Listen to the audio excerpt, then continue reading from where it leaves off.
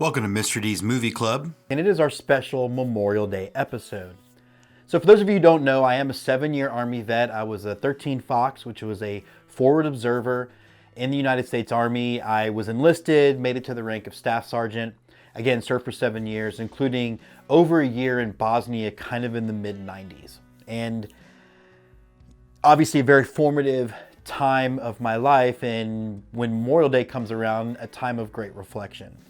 I had some of those sort of scary, skin of my teeth kind of moments in the military. Not as many as some of my friends who stayed in a little bit longer than I did and ended up in Iraq and Afghanistan and missions like that. But I did want to talk a little bit about Memorial Day until we get into our picks for this week. Memorial Day, I think, is sometimes really confused. And look, it's confused in the best possible way. One of the things I love about this country is that we have a democracy that is based on a few fighting for the many. And so for a lot of people, thoughts of the military don't even enter their head on Memorial Day. For them, it's the beginning of summer and sometimes the big movie weekend. And that's okay. There's nothing wrong with that. It is kind of, again, the sort of complicated part of our democracy, in my opinion.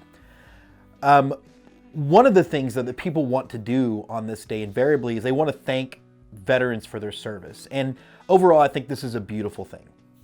I think those of you who are students of history, again, I have a history degree from UT with a focus on World War II and after, those coming back from Vietnam got no such courtesy.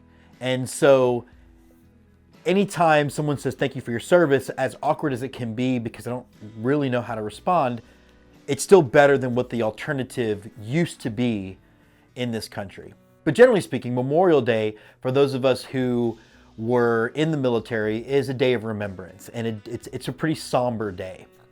You know, Armed Forces Day is to celebrate people still serving. Veterans Day is to celebrate people who served. And Memorial Day is to celebrate those who made the ultimate sacrifice. And so while I definitely will participate in some of those very Memorial Day type things, barbecues and movies and ball games and all that stuff, it takes on a little bit extra meaning, particularly at a ball game when the anthem is played, because I do think about friends of mine who did not come home or didn't come home in one piece. And so take some time as we're dealing with the pandemic and we're dealing with all these things that are changing in life to take some time to think about those people and the friends of yours who are vets who are thinking about their friends.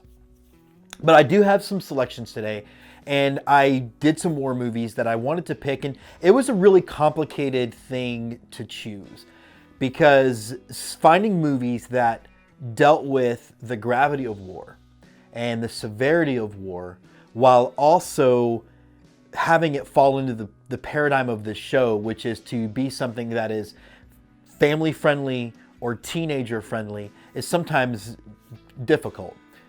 My favorite Vietnam War movie of all time is We Were Soldiers Once and Young, but that's not one you can really recommend to audiences at this point. So I have picked quite a few actually, some of them much older, some of them newer, and so we are going to start with the movie Sergeant York. Now, Sergeant York was played by Gary Cooper, and it came out at a very interesting time in American history because it came out in the beginning of 1941, which Americans know later on that year would be our entrance into World War II. But it also came out at a time when Europe was already in the throes of it. And the movie is about a pacifist who was fighting World War I, and who, because he had this desire to serve and protect Americans but not kill anyone, ended up taking an entire unit of German soldiers prisoner without killing anyone. And it was some kind of a record based on a true story. Gary Cooper is great in the film, but really reflects this American idea at the time that we wanted nothing to do with another war. We were still very much trying to survive the wounds of both World War I and then immediately into the Great Depression. And so it's one of these movies that came out really expressing what was a pretty common American idea at the time of of isolation and not wanting to be in another war. So we also have a couple of picks for World War II. And the first one is an older film starring Steve McQueen, and that's The Great Escape. The Great Escape is in some ways the most fun movie on the list. It's a very exciting action film, but you do get an idea of the gravity of World War II without dealing with some of the direct on-screen horrors. We are going to deal with another movie on this show a little later on in June that kind of deals more directly with World War II, but I highly recommend The Great Escape with Steve McQueen. Again, it's kind of fun and it's exciting, and Steve McQueen is sort of one of those quintessential American actors that you just have to watch. But also dealing with World War II is a movie called Midway, which came out last year. And I will be honest, I was late to seeing this film. I actually didn't see it until the pandemic hit, and really was impressed by the movie. It's the second major motion picture to deal with the Battle of Midway, which was in many ways the most important naval battle in American history, the most important naval battle in World War II for sure, as it really turned the tide. And what I also like to do is how they deal with Pearl Harbor. They deal with the Battle of Pearl Harbor in all of its fierce, all of its brutality, and then really getting into the Battle of Midway, the way naval battles were changing, the focus becoming on aircraft carriers and less on battleships, but anchored by an all-star cast at all levels, including Woody Harrelson as famous Texan Admiral Chester Nimitz. Another Texan, Dennis Quaid, doesn't play a Texan. He plays Admiral Halsey in the film. But again, really, really good job. And some of the flight sequences and the naval battle sequences are second to none. So I highly recommend that. Now, dealing with the war in Vietnam was a bit more difficult to make a selection. And there's a lot of reasons for this. One, it was a war in which movies were being made about it in the immediate aftermath, and in some cases while the war was going. And we had a situation, unlike the situation with World War II movies. World War II movies were almost immediately rah, rah, rah, rally around the flag, isn't America awesome? And in many ways, it's a lot easier thing to do. When the end result of your actions in a war is the end of the Holocaust, it's okay to feel pretty good about the effort you fought. Vietnam obviously is a much more complicated war. And coming out of it, enduring, you had more movies made about that conflict that were, again, politically charged. John Wayne made The Green Berets, but you can't watch that as anything other than a propaganda piece for why we should fight it. Conversely, movies like Platoon, which came out in the relatively immediate aftermath, and Apocalypse Now, even earlier than that, are pretty anti that war, and in some cases anti the men who fought it. It took us a long time to get to where we could isolate the soldiers who fought the war and the bravery and the heroism that more often than not made up their character, and then separate that from the politics surrounding the war itself. It's why I like We Were Soldiers so much, because it does focus on both the bravery of both sides and the brutality of the war, but it is that brutality that makes it not my recommendation. So my recommendation is a movie called Rescue Dawn, starring Christian Bale and Steve Zahn, about an American pilot that is shot down at the beginning of America's conflict in the war back in 1966.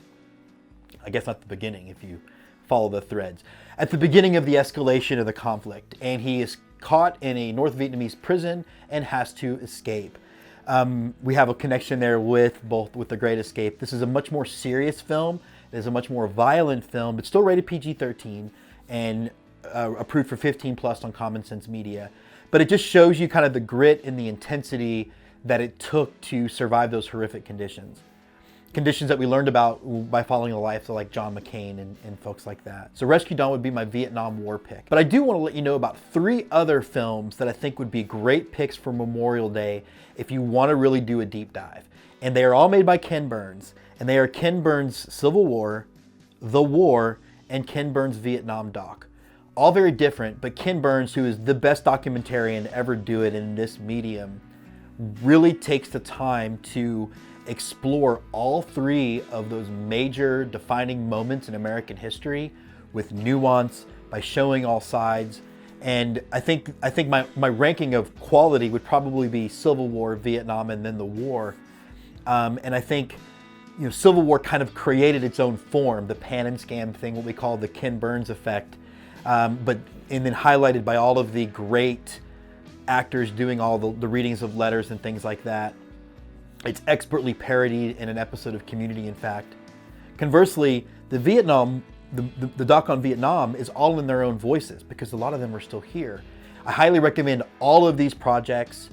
Some of them are going to be more intense than others, but I felt more comfortable suggesting war movies that were based on realistic conflict that maybe had a little bit more charged material, because the whole point of this is to bring about discussion. And I think anytime we can look at the real cost that we paid for in our freedom, I think the better. So thanks so much for being with us.